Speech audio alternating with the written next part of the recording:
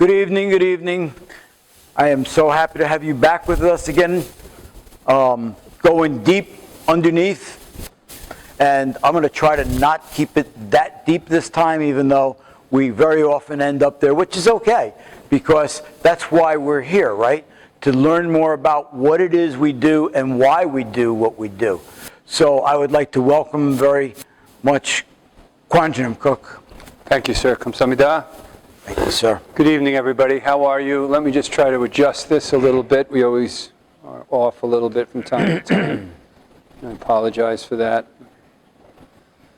We're not quite the CBS yet. You know, we're getting there at Pimlico Studios. Okay, thank you, sir.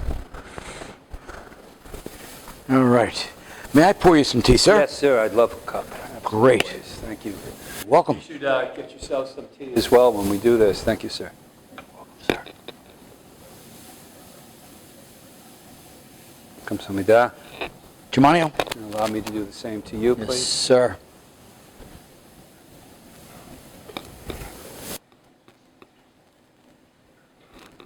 Kamsahamnida. Chupe. Chupe, sir. Delicious, as always.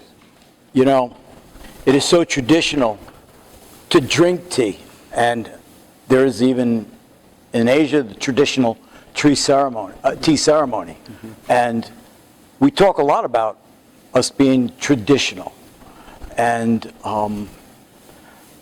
I think it's to our betterment that we are, and we actually got a comment about our tradition in this school. We want to thank you all for tuning in tonight, by the way.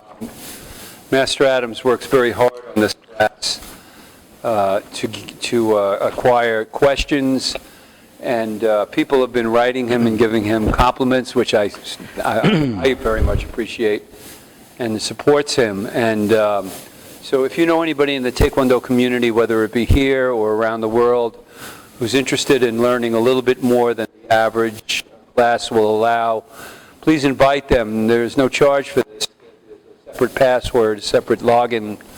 We'll be glad to provide them with that. But other than that, your time is what you're giving, and Master Adams and I hope that we're filling the time in a worthwhile way. Absolutely. Couldn't have said it better. Thank you. So I want to open with a response we got from a question a few weeks back. If you remember, and I believe the gentleman's name is Fabian. So thank you, Fabian, for the communications. And you had asked a question about opening a school several weeks ago, and I thought that was a great discussion that I think you really gave a lot of really good thought to. And he wants to thank you from the bottom of his heart. Read many of your books. He hasn't met you yet. And Fabian, if you could tell us how you heard of this program, I'd be very curious as to what that was. Is it from USTA? Is it from somebody at the school, or did somebody tell you about it? Write me back. I'd love to hear from you again. So he would like to meet you, and he recognized your connection to what he calls the ultimate truth.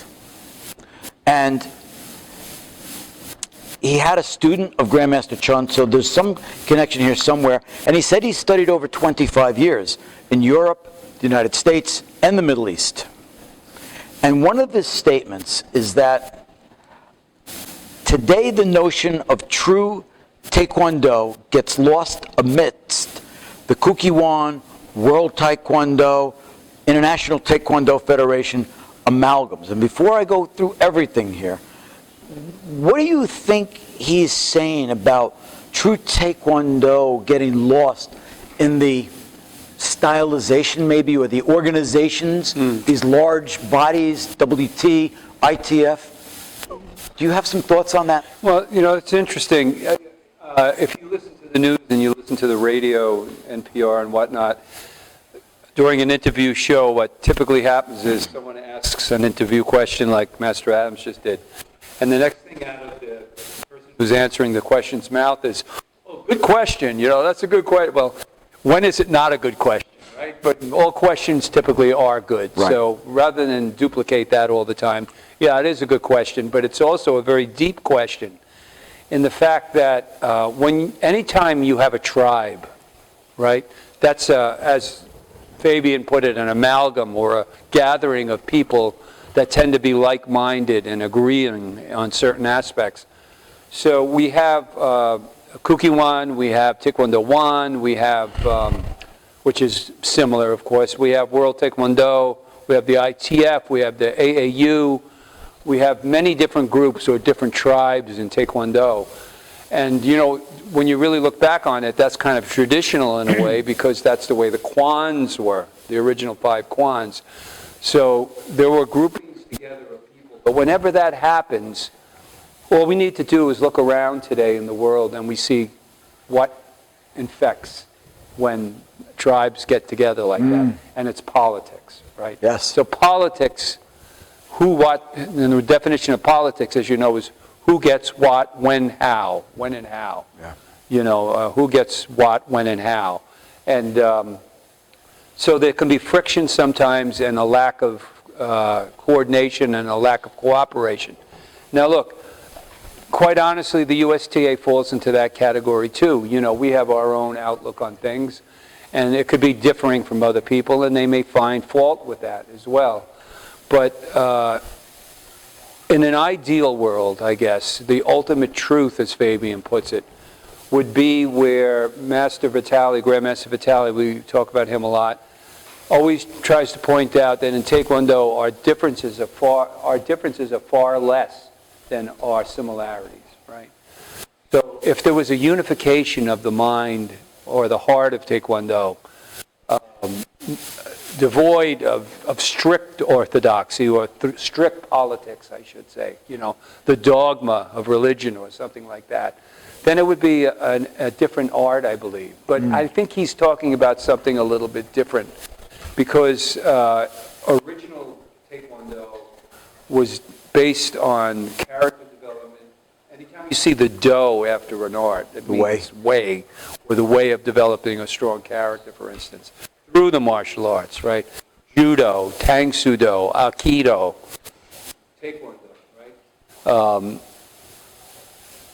And the way of self-defense. I think that's gotten lost in the modern mix. And I'm pretty sure that people way up on the ladder, much higher than me, for instance, Herb Perez is a good example, right? Herb Perez was the first American to take a gold medal in the Olympics, right?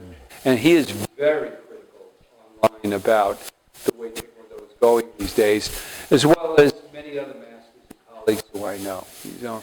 So I think Fabian is talking about not just the technical aspects of Taekwondo, but the ultimate truth, he says, is that what he uses? In the way characters are built, the way you can build a strong character through Taekwondo.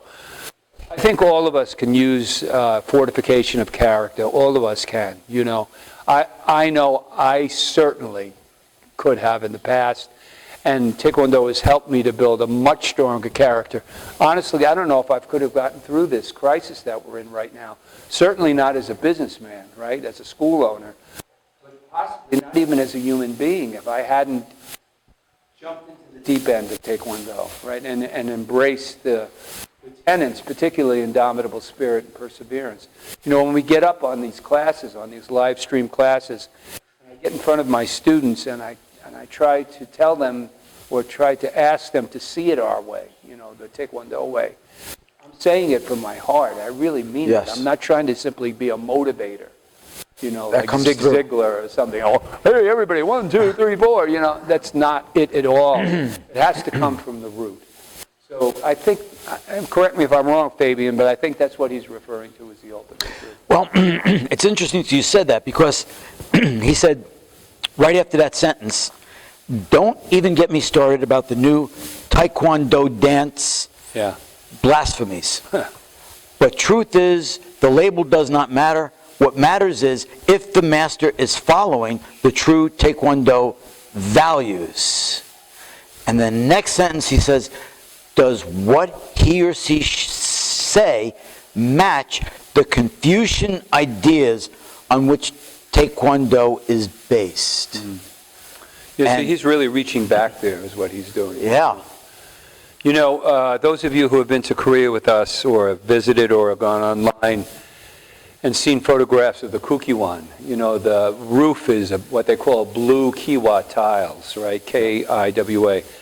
And traditionally in Korea, the blue kiwa tiles were for scholarly structures and the homes of Confucian scholars, you know. So you see that there's a strong Confucian ethic in Taekwondo, as there is Buddhist and Taoist influences. But in Taekwondo, it's very important for the student to realize that we don't draw on the religiosity of those philosophies. You know, they became religious, they became deified as time went on, but the original concept was more of a moral basis, you know. And Confucianism in particular, we draw on because of hierarchy, you know, belt levels. The white uniform shows, as in the Korean flag, purity. So there's a lot that we draw on as far as Confucian ideals go. But if you look at Confucianism in general, by the way, Confucius is a corruption of his true name. You know, it wasn't Confucius. His true name was Kung Fu Shi. Really? The name was Kung Fu Shi, and as you know, he lived in 550 BC, 500 years before Christ. Right. And a lot happened around that time. It was almost like some kind of universal wave came in of enlightenment. Because at that time, Lao Tzu was around, the founder of Taoism, as was the Buddha. Right. You know, so they all kind of fell into the same time frame, right. You know? But Confucianism was meant as a social fabric, a social contract on how to become a better man within society. Everybody kind of had their place. Now, that's the way it is in Taekwondo. We're all placeholders in the sense that we're first dan, second dan, third dan, you know, and we show a mutual respect for each other. So, Fabian's question is a big one. You know, there's a lot involved in that question. Sometimes people think that tradition means you're always respecting up the ladder. But I believe tradition also means respecting those below. Yeah. Absolutely. Tradition is an umbrella. You know, it's not a ladder, it's an umbrella. I mean, it encompasses an awful lot of concepts. It's not like carrying a bucket of ashes around, you know. It's carrying a torch. That's what it is, you know. Would you say a bucket of values that each one of these systems brings to us? Of course, yeah. I mean, trying to respect the classical beliefs, you know, in Taekwondo. And this is where a lot of people have a problem with this. They misconstrue corrupted history for tradition. Now, when I say that, and most of the older Grandmasters fell prey to this, and I know why, and I don't fault them for it, but if you look at most of the texts that are out there, the older texts, it portrays Taekwondo as being 2,000 years old, right? And because of deep history and deep research, rather, into history, and because of new documents coming to light, and because of the enlightenment of the martial artists, we all realize today that that's simply not the case. In fact, Taekwondo, the word Taekwondo, as you know, wasn't even coined until April 11th, 1955, you know. So while there were indigenous martial arts in Korea, they certainly weren't Taekwondo, and they don't really resemble what Taekwondo is today. So where is the tradition in Taekwondo? And that's what we as masters need to do, is demystify that illusion that has been propagated across the decades, you know. We have to kind of shorten our historical perspective on Taekwondo when we talk about tradition. When I talk about tradition, when I talk about it in my books or to you or to the audience in general, I'm talking about the Taekwondo that was practiced during the early 1950s, late 1940s, and into the 1960s, when Taekwondo, again, was used as a method of character development and self-defense, as opposed to a world sport. Or as Fabian, again, let's go back to him again, since we opened up with this, as a method of physical exercise in Taekwondo dance. Because that's what we've seen that at the Kukiwan. I'm sorry, let me take that back. We saw that at the Taekwondo Wan, right? Where the masters would get up and we'd all start doing this and waving our hands. And you can see it online if you want to. And it mimics a dance. Now, again, just like everything else, there's people, pros and cons. They go, well, it looks like everybody's having fun.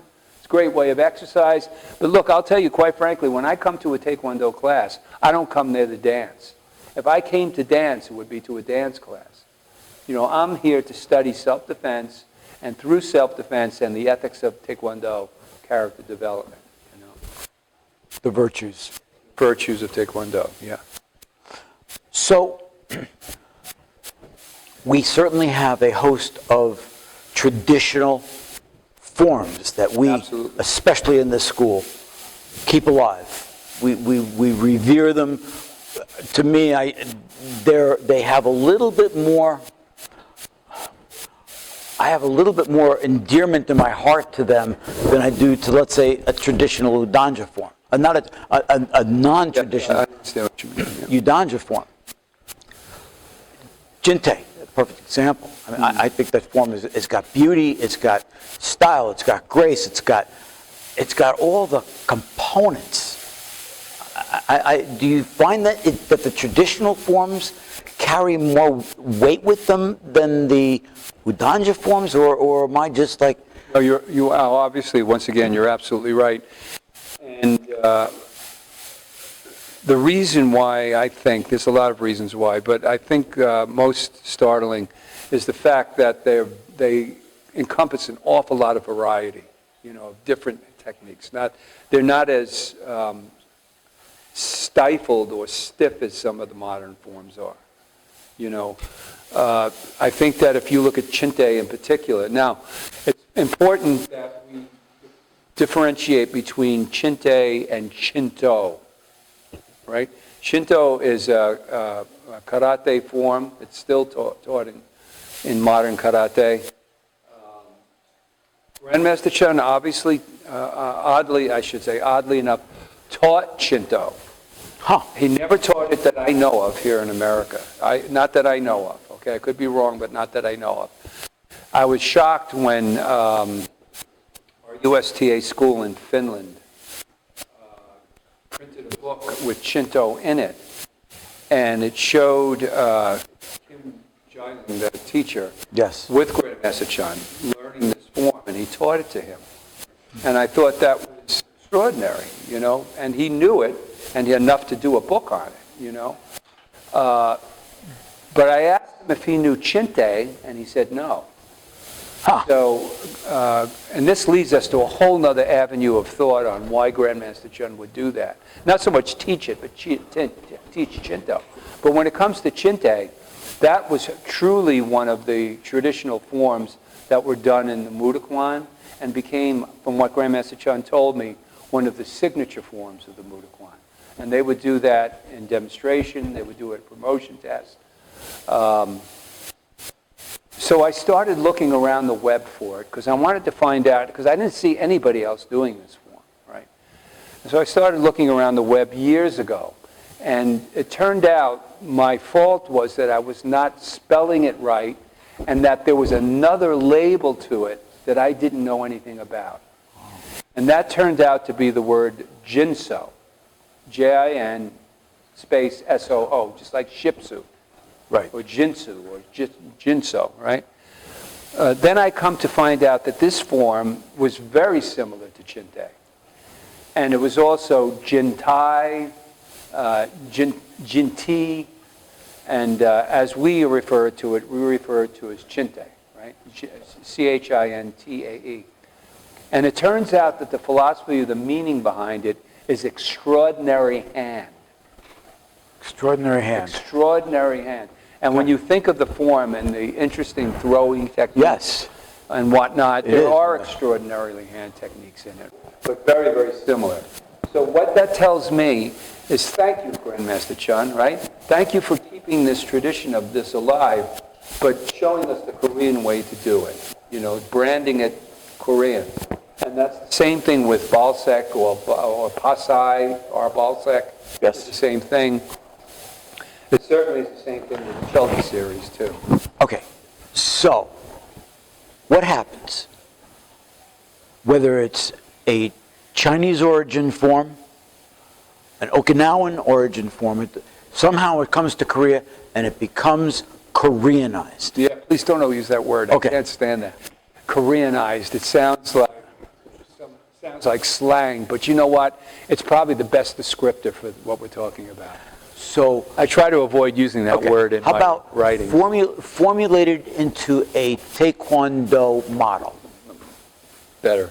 Okay. It's just an eccentricity with me. Yeah, fair enough. What happens? What goes away and what gets added? What's changed?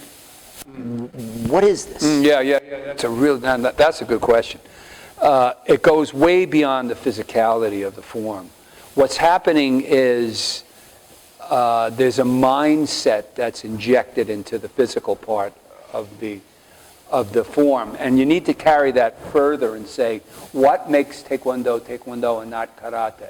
Right. You know, because when the masters were learning in Tokyo from Gichin Funakochi or Toyama or one of the other masters, they were studying Japanese karate. Right. So when they came back and brought that style to Korea, what happened? Were there physical differences? The answer is yes. But what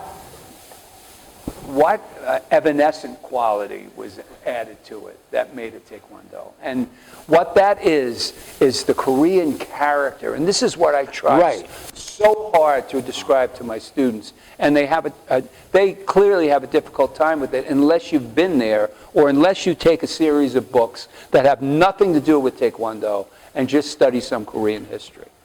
And then things like words like Han pop up, right? Han is the deep-seated sorrow or it's almost indescribable in English terms. Feeling of being trampled, that people have to overcome in Korea, and it's called Han. The best way you could say it is this deep-seated sorrow. That's been interjected into Taekwondo. The perseverance of a country that's been invaded over 1,000 times by Japanese pirates, by Mongol forces, by the Japanese, by the Chinese, by the communists, and always manages to rise up. Because, Korea has been around for 5,000 years.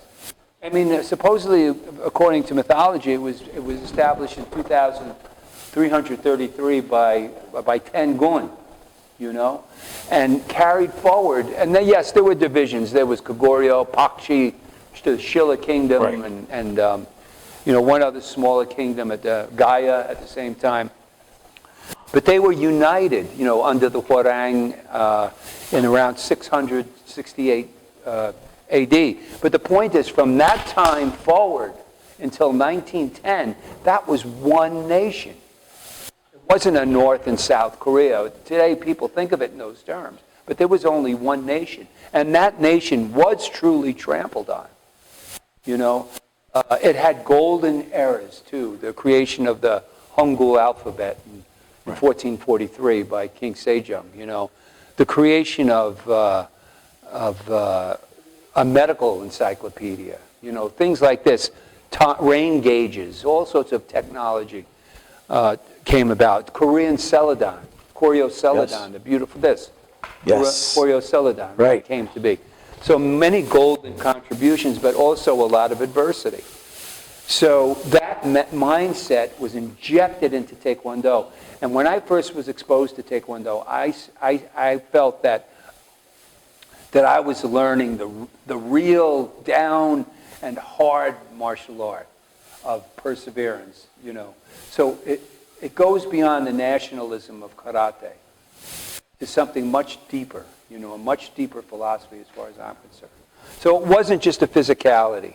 It's a mindset that is infused in the forms and the way that they're done, because you got to remember that Taekwondo features kicking. So there may be some kicking routines in the forms that are amplified when they come back from Japan. Correct me if I'm wrong, the Hanji does not have kicking, but Chalky does. No, they do. They do. Nahanchi? Yeah. No, it's just basically the same, because what they're trying to do is an arrest, either a incoming low blow or breaking somebody's knee when they do that. The differences in what Master Adams is referring to is our forms, our three forms known as Choki, Chodan, Idan, and Samdan. And in other factions, it's known as Nafanchi or Nahanchi. And in Japan, it was called the Teki series. Right. And the major differences, there are several differences. One is when we open up the form, it's opened up with a ridge hand. And the other versions, it's opened up with a backhand. And then also, when we do our scissor blocks, it's more done in a side block, mountain block combination, you know. So there are, I mean, I don't know if I would call them significant differences, but they are differences. But that swerving kick or the returning wave kick is in there for most parts. Okay.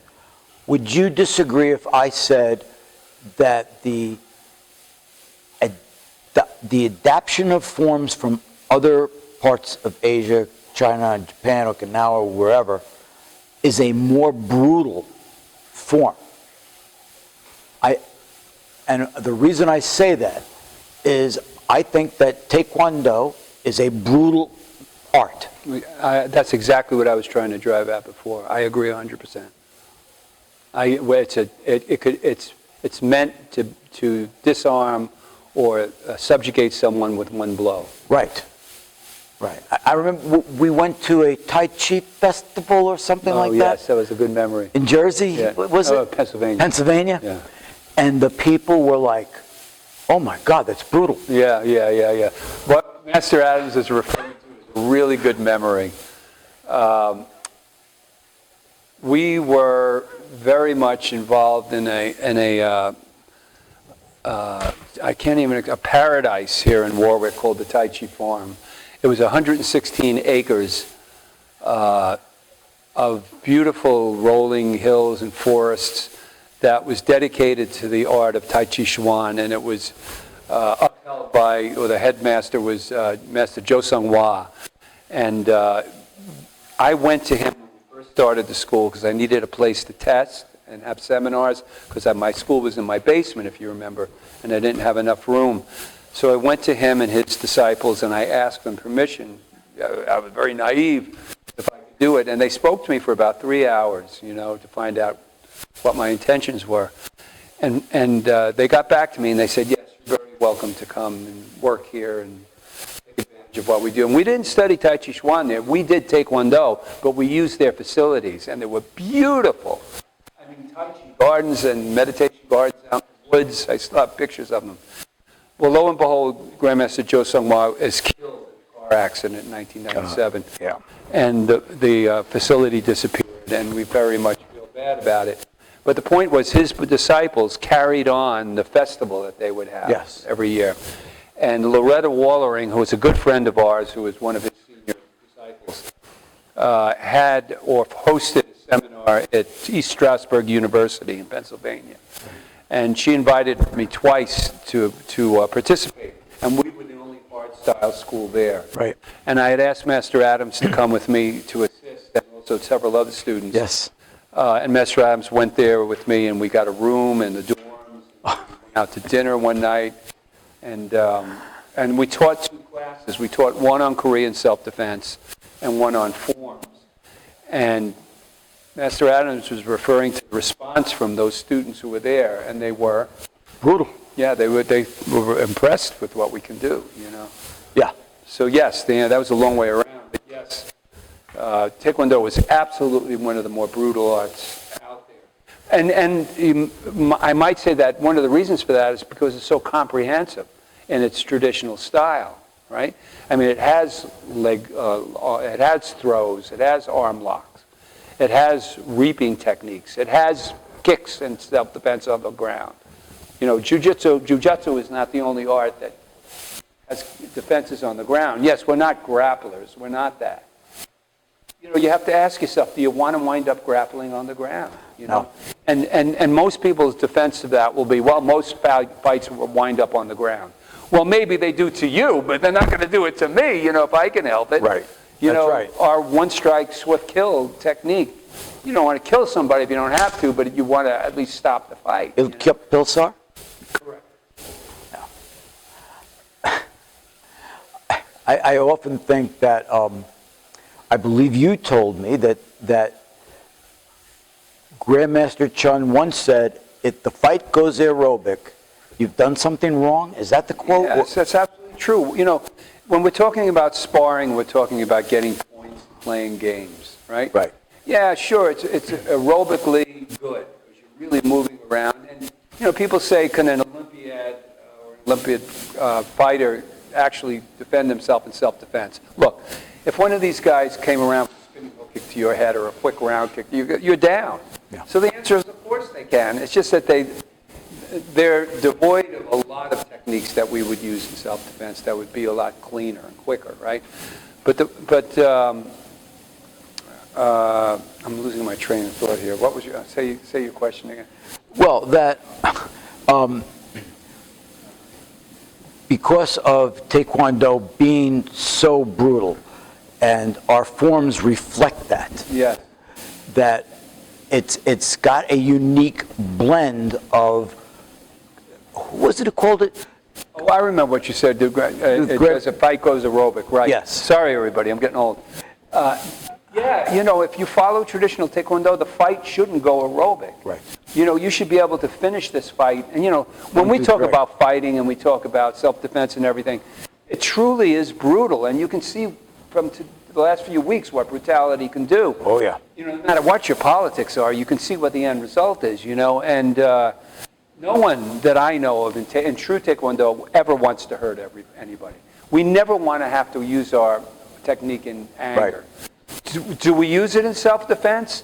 If you have to, you better be sure as shooting that you do, and you better do it the right way. Right. You know, I've had to do it. You've had to do it. Yes, I have. We've had to use our skills, and we do it to the point of submission. We're not there to take someone's life away. Right. Right?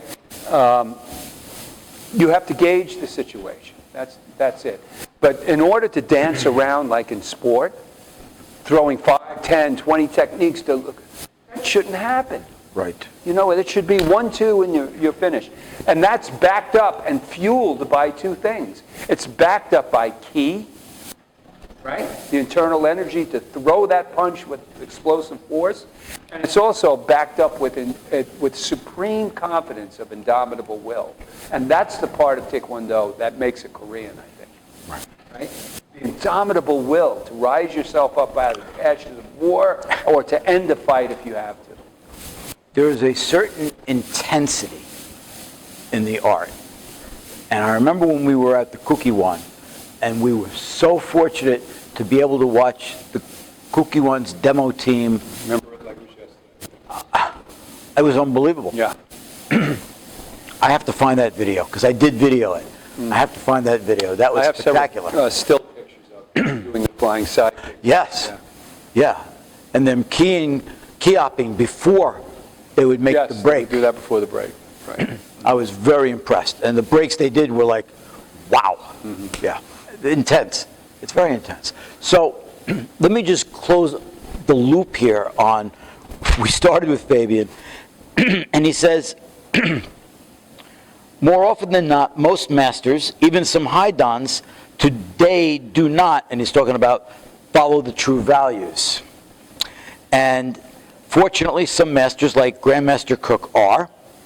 These are the true carriers of the art's transmission. Without them, their books, videos, insights today and tomorrow, Taekwondo may very well be called something else.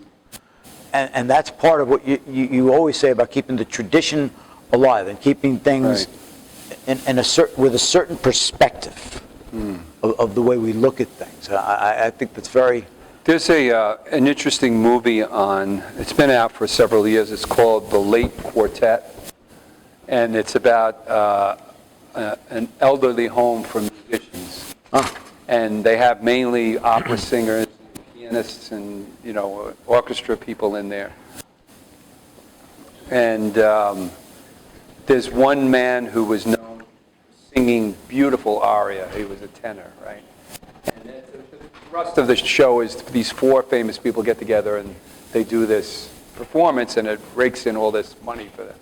And it's a great movie. But the point is, he's teaching opera to a group of young students, young people to come in. They come in, it's an English film, and they come into this elderly home to learn about opera, and you can see these kids are all teenagers, and they're chomping at the bit to get out of the room. And finally, he turns the attention to hip-hop.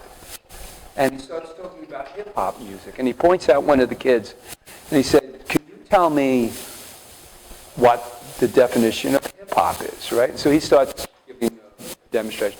And he says, the elderly opera singer says, "Well, you're singing in opera, we sing a story where someone is stabbing you in the back, but instead of screaming, you're using song and words to describe it, And the hip-hop singer goes through a whole performance, and they all start clapping, and the opera singer says, "That's wonderful, that's called hip-hop." So you see, what happened there was you took words and you changed it and transformed it into a different form of expression. But you didn't call it opera. You called it hip-hop, right?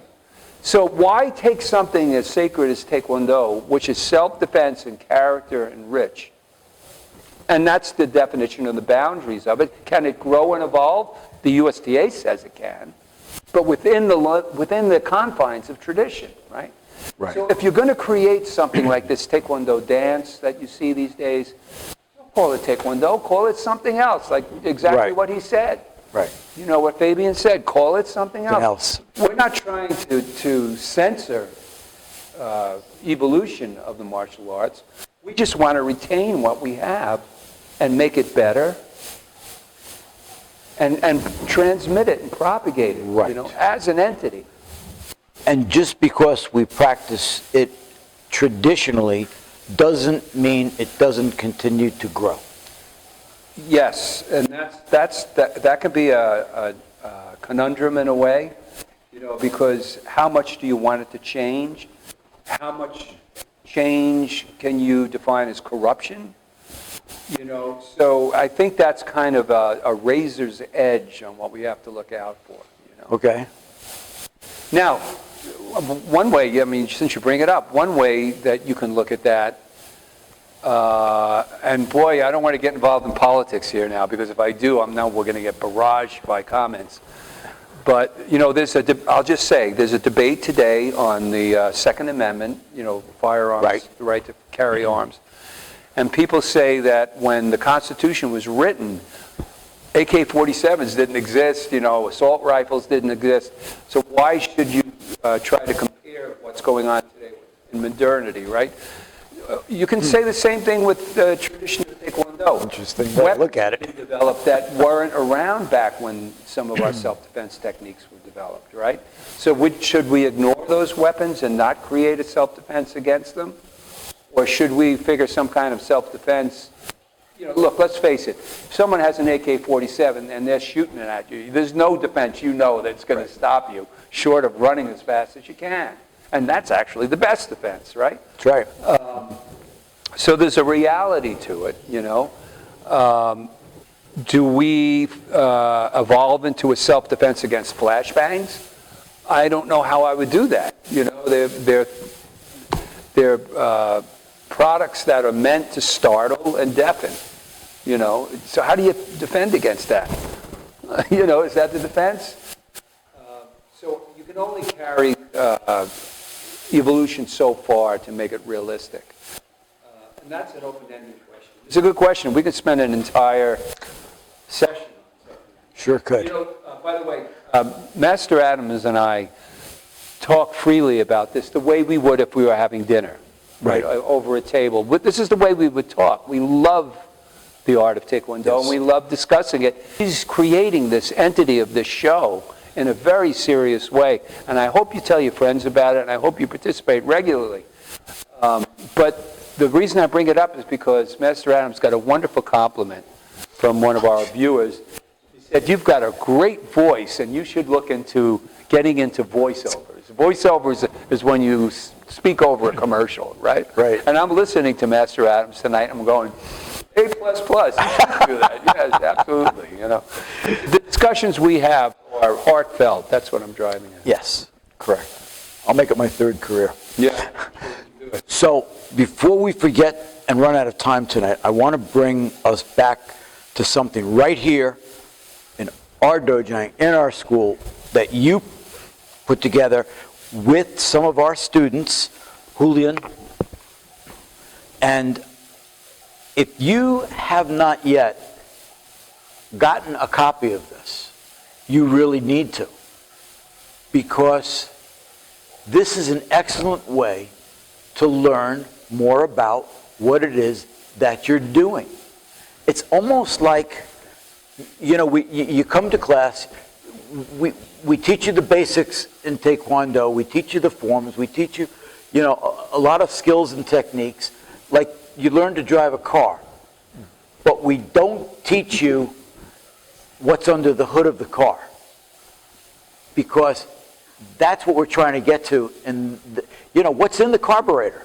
You know, what makes this thing go the way it is? What are the underpinnings? What holds this thing for so long in such a way that it's a transmittable knowledge to people, a value set that can continue to exist, and it has a very, very deep history in many in Asian culture and in the martial arts. And this magazine really helps you get to that next level of understanding. If you open the hood of your car and you don't know what's in there, this is part of like the diagram of what's in there, of what's under the hood. This is that next level deep. So I really encourage you, make sure you've at least gotten yourself a copy of one of these and read it, because it's an excellent academic resource with some outstanding content. So I just wanted to... This is our fourth issue, and it's edited by Master Mary Soodle, who's one of our students. She's a professional editor. And it shows in the magazine, and we are not closed to any style. As long as it's Taekwondo, that's what we're keeping it, purely Taekwondo. No mixed martial art, no Jiu-Jitsu, no Japanese styles. It's purely Taekwondo. That's why we created it. But it could be ITF, it could be AAU, it could be Kukiwan, it could be any style of Taekwondo. And as you can see on the cover of this issue, it's Grandmaster Heel Cho, who's really one of the great living legends of Taekwondo. And he actually sent me a letter the other day, because I sent him a copy, and he was praising the magazine, and he was praising the fact that we invited him to interview in it, and it was really a nice amplification of our hopes for the magazine. You know, because you need to contact us to get it, though. Please send an email to info@chosuntkd.com. That's info@chosuntkd.com, and we'll send it to you and invoice you separately. It's $19.95. It's not expensive, but it's not cheap, but it reflects the quality of the magazine. Yeah, excellent journal. There is nothing else that I'm aware of. I mean, there used to be the Journal of Asian Martial Arts, was it? A great magazine. I don't know of anything else like this out there at this moment. Right. You know, there's Taekwondo Times, but that's splintered into so many other interests. I mean, it's not just Taekwondo anymore. And I wrote for it for many, many years, but it's gotten watered down to the point where I still think there's some valuable articles in it, but it's not as serious as it was. And then, of course, there's Totally Taekwondo magazine. That's an online magazine, and that is truly a Taekwondo magazine, and I would urge everybody to subscribe to that. It's very inexpensive, and it comes out of the UK. Right. And that's published by Master Stuart Ainslow. Exceptional publication. Yep. Oh, yeah, and I write for it, too, all the time. But Julian is a hard copy, color magazine, high quality. Yes. There's recipes from Korea in there. There's all sorts of things. So, yes, Master Adams is correct. It's a very, very useful publication. Yep. Great picture of Master Kyuhun Lee, and, of course, Grandmaster Richard Chun in color and black and white. And some of our students. There's Pam Pike. I mean, Yeah, this is not a Chosun publication. It's a publication of the USTA. USTA, There's right. a lot of pictures of Chosun students in there, but know that it's a United States Taekwondo Association journal. And anybody can contribute to it. If you're a writer or if you feel like you have something to say, just write us an email and you can submit your work and we'll give it to the editor and she can work with it. So I have a couple more questions, but we have run out of time again. I will not lose these questions, and we will open up with them next week. And I thank everybody again for your time to spend with us. And please send me questions. There's no such thing as a bad question. No such thing. Because if you don't know it, there's a really good chance there's a bunch of other people who don't know it also. And all we're trying to do here is get people to learn. And whether it's a simple thing or a complicated thing, learn. That's the goal. Absolutely. So thank you so very much. I thank you, Kwanjanim, Thank you, Master Adams. Great job. Thank you, sir. It's just a pleasure to do this. And I hope everybody sees it and enjoys it as much as we do enjoy doing it. A+++. Thank you, sir. Thank you, everybody. Good night, everybody. Good Thank night. you. Come